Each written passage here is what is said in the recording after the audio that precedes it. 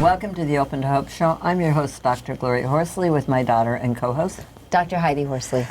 Well, Heidi, I think you picked our topic today, and I'll have to say it's very courageous of Heidi to have this topic, because I know one of the things that people like to say about grief and loss is you never get over it. Never get over it. The name of our show today, picked by Heidi, is Turning Grief into Growth. Yeah. Hey, you might be able to really do that. Yeah. Let's talk about it today. It's going to be a great show. Absolutely, and I would say you learn to live with it.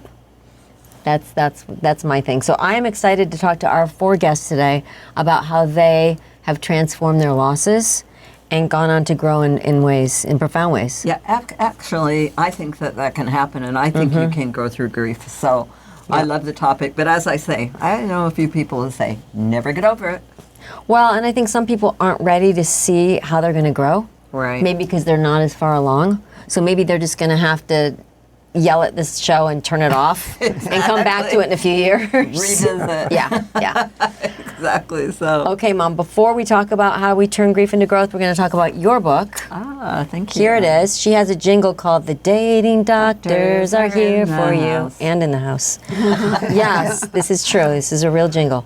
The Secrets of Senior Dating, Open to Love, by Dr. Gloria Horsley and her fiance, Dr. Frank Powers, and he is in the house today. He's one of our guests. Thank you. Yes, this is a great book. I love being in this house. This is a great book. Frank comes from the loss of divorce. My mom comes from the loss of being a widow, and it is possible to find love again after loss.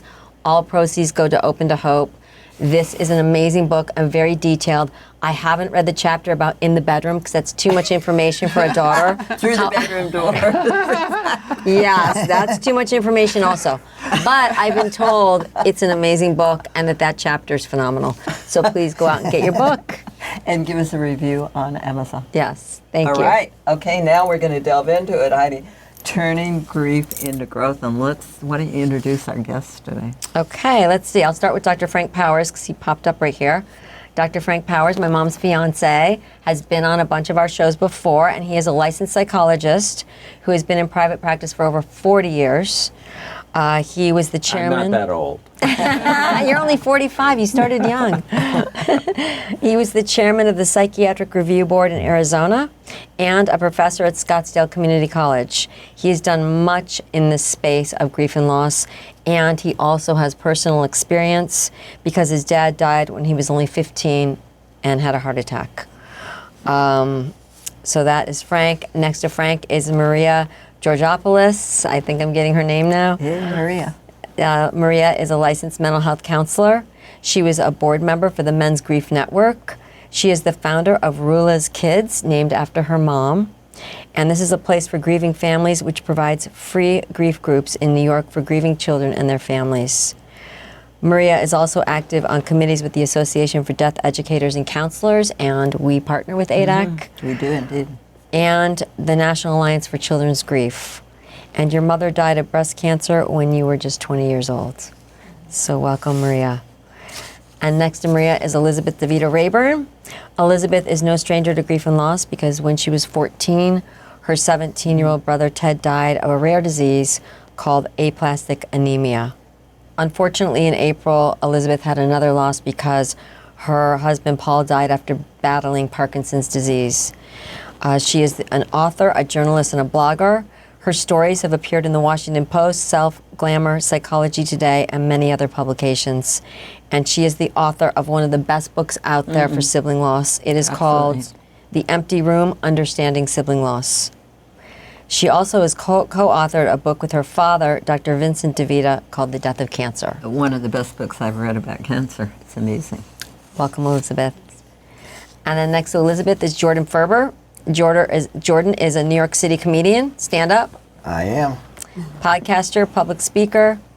Jordan works a lot with the Compassionate Friends. He does a lot of workshops. He does a lot of keynotes. He works locally and nationally. He runs a support group for siblings that is virtual and in Manhattan. And he hosts the popular podcast, Where's the Grief?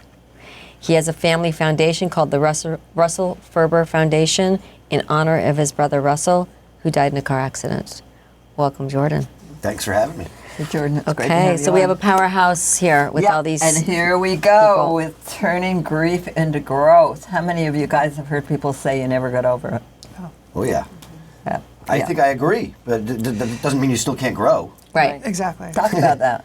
Well, I mean, you don't get over it in the sense that you get over other things. I think it's one of the, like Heidi said, it's something you incorporate into your life moving forward, and you don't have to. It's the semantics of it. I think is people get bogged down with, but once you start to realize that you can move forward from it, it's not.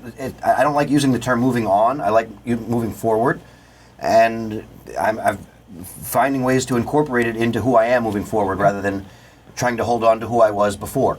You know, I think that was a big thing for me is embracing the new person that I started becoming in the wake of my brother's death, and not trying to be the person that I was when I still had him. Yeah. Yeah, Elizabeth, do you have a... Well, yeah. I mean, I think you can't control what happened to you through the loss, but you can control how you respond to it and what you do with it. And I mean, I remember being 18 and being driven to college my freshman year and thinking, I'm leaving this household that had been permeated by grief, and thinking it will never be okay, but I can make it okay-ish if I can make something of it. And that began a process that took me many years to sort of figure out, like, how do you make something of it? How do you make something positive out of that? But then it wouldn't have been for nothing, Yeah. And how about you, Maria?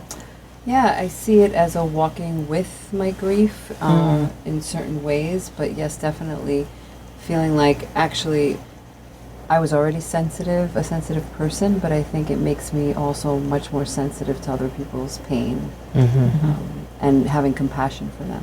How about you, Frank? I remember one of my friends in graduate school said something that stuck with me for my entire life. He says, what doesn't kill you makes you stronger. And I do think there's some truth in that, because when you go through tough things and you survive, I think you do have a sense of, okay, that something really bad can happen, but it doesn't mean that I can't grow from it and become a better person. It makes me stronger. And I do think there's some truth in that. I want to ask how long it's been for everybody, because I think this is key. Because some of the people that are watching this right now or downloaded our podcast or come to our site are maybe even in the first year. They may be in the first few months. Yeah. And do you want to hear I'm going to grow from this? I can barely match my shoes. So I just want to kind of just go to, how long's it been for you? It was just 22 years. And how about you, Elizabeth? I've lost count, but it was 1980. So Okay, but your more or husband less. died how long ago? Oh, he died in April, and my Okay. mother died in January. So And- it's yeah. been So a lot you've of got now. those other perspectives. How Yeah. about you, Maria? How long My has it mother been? was 29 years, and then my father's death was about eight years ago. How about you, Frank? Well, my second mother, my aunt, died just 10 years ago. And my father he was 44, so this was a long Yeah. time ago.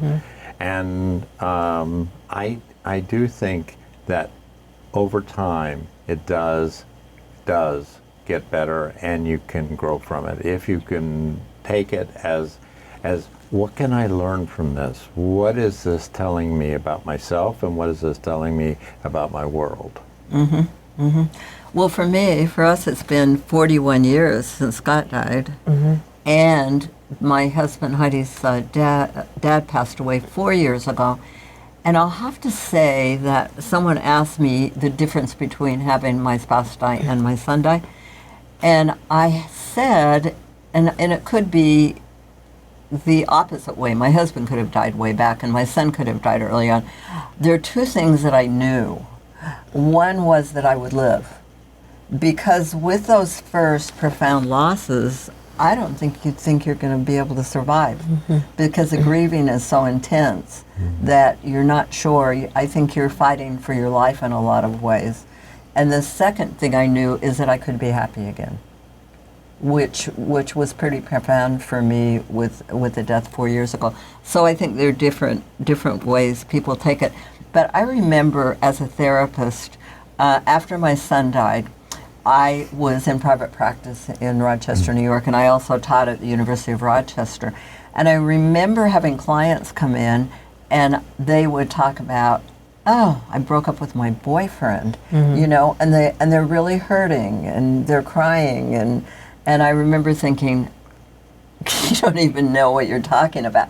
Then I realized after I'd seen a few clients, you can only know your own loss on that Right. kind of level. Yeah. I mean, you've got to be compassionate with people at any level. You've got to realize sometimes I'll have to say that we connect a lot with bereaved parents, and Heidi knows that one of the things siblings always hear is nothing like the death of a child. The death of a child is the worst thing that can happen to you. Well, no, the worst thing is, Elizabeth, you say it, I think in your book, You said it. it's the thing that kicks you you down To the You ground? remember? No, I You don't. said, Oh, oh, it was great. I We quote you all love the it. It's time. underlined. You said something like, "It's the worst loss that can ever happen to you is the one that's kicked you to the ground, and the one that you don't know how you're going to survive or how you're even going to thrive and how you're going to get back up from it," because it's so profound. And like my mom said, for me the worst loss was the death of Scott. Right. That's the death that I know. That's the death that has impacted me the most. Yes, my father died, and that was really hard. But my father lived a long life. My brother's life was cut very, very short. So it was very different. But if you'd had your dad die first, That- that might have been And that. my dad was first hard. loss. Because you were younger too. I mean, I think the young losses shape you in a different way than the later ones too. Yeah. So I think, as I said, when I saw this woman in therapy, I realized this. If the only thing you've ever had lost is a hangnail's a hell of a thing. Yeah. I mean, it's just the way it is. Yeah. So if you're watching the show today, we're talking about turning grief into growth, and you've just had this thing that's kicked you down to the ground and gotten you off. I want to say, sometimes people will say, well, you know, why are you still involved? Why are you people in the field of grief and loss? I mean, why are you? Because it doesn't give me hope. You know what I mean? Early on, if I go to a meeting, if I run something, it's been 41 years, we go do videos at helping parents heal, at the Compassionate Friends. I've been to chapter meetings where people say, why are you here? Right. You know, why are you here? Well, why are we? I'll say this, you know, when I first started going to the Compassionate Friends, there were people that were there for 15, 20 years, and that scared the hell out of me, seeing Right. people that had been there for that long. Like, is this going to be my life now, sitting in these sad circles, talking Am about I this? never going to get over it? Right. Well, it wasn't even about getting over it. It's like, is this my life? I'm going to be sitting in these sad Right. circles. And I'm a comedian, so I don't share my feelings honestly and openly. I'm a snarky peanut gallery kind of guy. So it took you know, everything's sort of gradual, but I've come to the realization that I'm so grateful to have that group to go to. You know, 20 years down, it's 22 years, you know, not a lot of other people really give me the space to continue to grieve openly. And so this is a place that I still get to acknowledge that I continue to grieve. It's a place that I get to, you know, acknowledge that my brother was here. I get to continue my relationship in a lot of ways. I get to share stories about him with other people, and I don't know where I would be without that group. So I go partially so that I know that it continues to exist to help other people. Exactly. That's what I was going to say, but Yeah. you do. There's another piece there, Jordan. You give service. Yes. And that's Yeah. one of the things that I think, I don't know, for me, the opportunity to give service in their name is an important process. And But because I can being do so much of it in talking about my brother as well, like it doesn't feel like a chore. It feels Right. like Right. you know a privilege to do so. Yep. So you all give service. Yeah, well, for me, it started as understanding my loss by talking to other siblings, finding people, making, you know, understanding my loss, understanding their loss. I wrote a book about it, and then through the feedback I got from other people about the impact on them and having them come to me to either, you know, talk about their loss, or other people who came and wanted to do projects based on the loss they experienced, you know, was a making meaning to stay involved with people and give back. And so that, you know, I think meaning making, you just Yeah, said it. yeah. You're getting I feel like it's meaning. like an honor to be at the intersection of people's lives and help in that way, in ways that I wished I had been helped. And that is really profound for me. Well, Maria, what about you? Well, aside from making grief and trauma my specialties in my work, I also speak nationally on grief and loss. And I really love to go into communities and talk about this because I find that, especially with the kids, there's so much that needs to be learned around helping them develop a vocabulary for their grief. And that helps me feel like I'm helping the next person that might have been, you know, my story, my story. Yeah, yeah. How about you, Frank? Well, I think it was you that introduced me to the concept of post-traumatic growth. And I had not really heard of that before, but it made so much sense to me when you were talking about that, because I do think that every loss that I've had, my father, my mother, my second mother, my aunt, all created a situation for me that I think made me a better person, more sensitive, more caring, more thoughtful. And I do think that all of those things have really, in a sense, been, with the tragedy, a piece of growth. And I do think that post-traumatic growth is a real issue that people don't necessarily recognize that they're actually a better person because of the loss that they've endured. Yeah, we do talk. We had Calhoun on and Dr. Calhoun and Dr. Dr. Detsky. Jesky, and they write about post-traumatic growth. We Yeah. got it in a last chapter of our book on post-traumatic growth. They've actually done studies on it and interviewed people who've had losses and how they have grown and talk about them. You can visit one of our shows and look up. Yeah, there's a lot of Detsky. research about it, saying that people that have had significant losses in their lives can appreciate life more. They appreciate relationships more. They're oftentimes more spiritual. They realize that life isn't forever. I like the phrase "make your mess your mission." Oh, I like that. Make your mess. Make your mess your mission, because I feel like, you know, I'm halfway there. I mean, I think it's important to have people that are further along their journey and further along the road as to show up in spaces where people are on the front lines grieving early on, because we need people that are further along the road to be able to hold on to as lifelines. When I was first, you know, dealing with Scott's death, I didn't know how I was going to survive or even if I wanted to. And seeing people 5 or 10 or 15 years out that were functioning and that were laughing again and that were kind of happier than I was important to me. I needed to see that. Yeah, sometimes it's hard with the laughter piece to see people laughing when we go to Compassionate Friends, particularly in the first year or two. You know, you wondering, you know, will I ever do that again? I remember not laughing for, I think it was 3 months. Your father was in the New York Times. He didn't tell me he was going to be in there. I opened up the business section. There's a picture of him. And all of a sudden I started to laugh, and it was so weird because it was a sound I hadn't heard. Do you remember your first laughs, anybody? Yeah, sort of. Yeah, it was really interesting. And him not telling you just showed how devastated he was about Scott dying. right, and how Like, lack how of it overtakes your world. communication we have. Yeah. No communication Yeah. about what was going on in the world. You know, I think it's hard initially to talk about growth because you feel like people are minimizing what you've been through. If I talk about post-traumatic growth or, you know, from grief to growth, I'm like, you're not listening. Like, losing my brother Right. was awful and devastating. And so I think for some people out there that are hearing this, they're like, okay, I don't want people to minimize what I've gone through.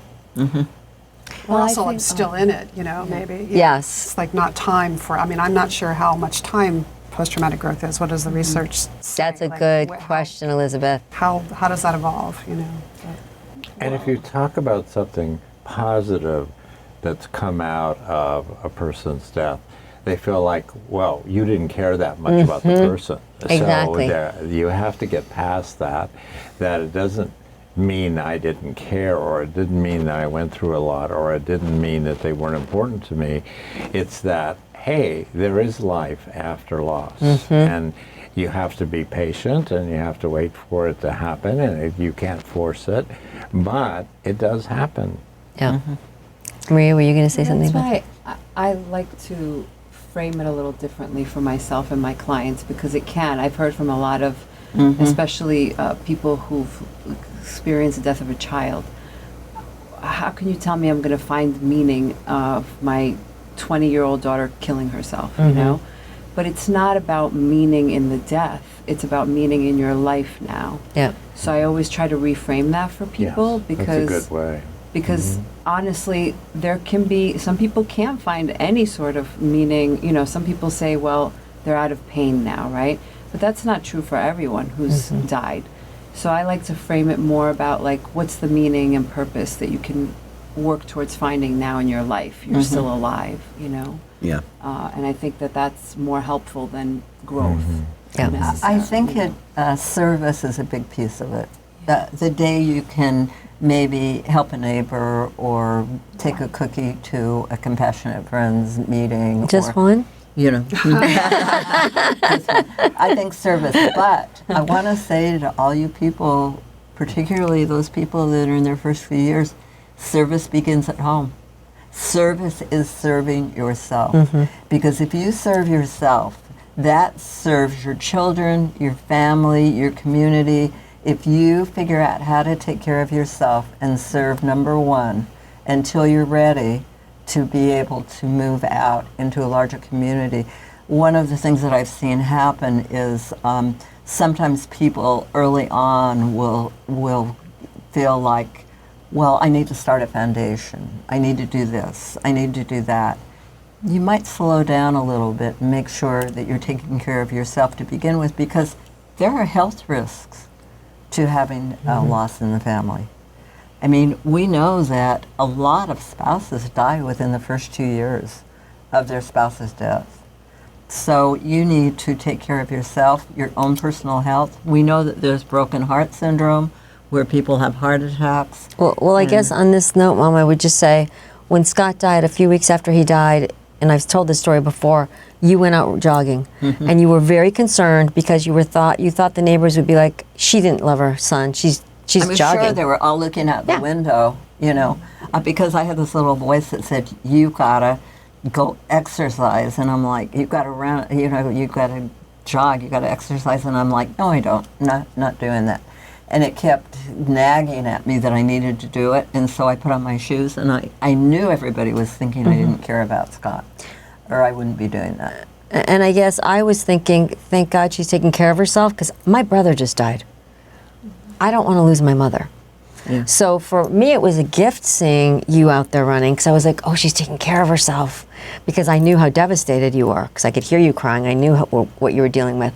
So it was a gift for me to see you taking care of yourself. So I think it is important. I'm wondering if we should get a little bit of advice from our guests about what advice would you give people out there that have had a loss? To be patient with yourself and recognize that things do turn around. I would say the biggest positive is the perspective shift that I had after Russell died, and it took me a long time to get to a place where I was open to that perspective shift. But it has allowed me to sort of find meaning again, and has helped me to maintain relationships in my life and stay present. I love that. Elizabeth? For me, it's perspective shift as well, and I agree with being patient. And my perspective shift is that I look at everything that happens to me, whether it was the loss or what's happened since, as how can I learn from this? How can I grow from this? How can I become better as a person, make my life better, make others' lives better? And so having that way to frame anything helped me take steps forward. Yeah. I would say your grief is your own, and trying to really see how it manifests itself in you is important versus how it comes out in other people. And I think that yes, holding on to some hope that life changes, even with the worst losses that we have. Frank? I really think one of the best things that can happen is letting go of the self-judgment that you should feel this way or that way, and that you genuinely allow yourself to laugh and to feel okay. And it doesn't mean that you don't love or didn't love the person that you lost. And the self-judgment, I think, is one of the things that I would say to people. Try to be careful with that and allow yourself to be who you are and feel how you feel. Yeah. And I just want to add, Mom, that as you know, we called this the Open to Hope Foundation because we wanted people to be open to the idea that they could have hope again, but we didn't want to tell them to have hope. because we didn't want to minimize their loss. So open that someday you might have a little bit of hope, and that it over time will hopefully grow. Absolutely. Well, thank you. I have a small phrase that I Yes. use that's sort of a piggyback off of that, Yeah. which is I tell people sometimes in my group that I am open to the possibility that tomorrow will suck less. I love that. On that note, Jordan, So, where Jordan, do we on that find note, you? where can we find you? Well, you can find me on Instagram at BeatnikNudnik, and you can also follow my podcast, Where's the Grief? And you can go to russellferberfoundation.org to find out more about what my family does in my brother's memory. Awesome. How about Elizabeth? Well, if you want to connect with me, find me on Facebook. I guess you can find me on Instagram too, and my books are on Amazon. And your book is? The Empty Room is the book about sibling loss, and The Death of Cancer is the book I co-authored with my father about the war on cancer. Right, and they're on Amazon. MariaGeorgopoulos.com or rulaskids.org or rulaskids on Instagram and Facebook. All right, Frank. And the Golden Dating Doctors, All right. Dr. Gloria. Golden Dating Doctors. And we're on all the social media. Yes. All right. So Heidi and I want to thank all of you for being on the show today. And I, again, want to say we're talking about time. I mean, there's research that shows that it takes about 4 years to really even get into the death of a spouse. And the reality is it's a long time for death of a child, too. So if you've had those gigantic losses, we hope you will hang in and visit us at Open to Hope. And you can read things that people have written and seen these shows and really, I think, benefit from those, don't you? Absolutely. Like you said, Mom, it takes a long time. And recent research has shown that it takes widows and widowers 7 years from an identity standpoint to really be comfortable with the fact that they are no longer part of a couple. Yeah. Wow. And we're just talking probably about 8 years for death of a child. It's a tough process, but it gets better and better and better. It's not like it's quicker time to Yes. recover, and so don't give up hope. And I don't know about death of a sibling because we need to get more research out there, people. So we want to thank everybody for joining us on this show today. And Heidi and I always want to remind you that if you've lost hope, please lean on ours until you find your own, and God bless.